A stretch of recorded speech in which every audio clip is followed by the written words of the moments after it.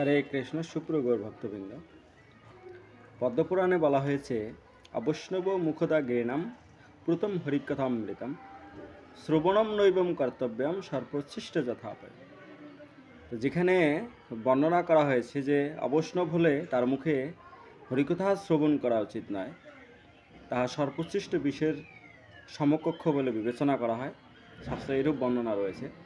তথাপিও দেখবেন যে এই সনাতনী সমাজে অনেকেই যার মুখে হরিকথা শ্রবণ করাই উচিত নয়, সেই সমস্ত ব্যক্তিকে দিয়ে গৃহে বিভিন্ন ভগবানের অর্চনাদি, বিভিন্ন পুজো এবং অনুষ্ঠানাদি করিয়ে থাকেন। তো এটি আসলে অত্যন্ত মূর্খামি এবং অযথার্থ। কেননা যার মুখে হরিকথা শ্রবণ করা উচিত নয়, তাকে দিয়ে আমরা কি গোবিন্দের অর্চন করাচ্ছি।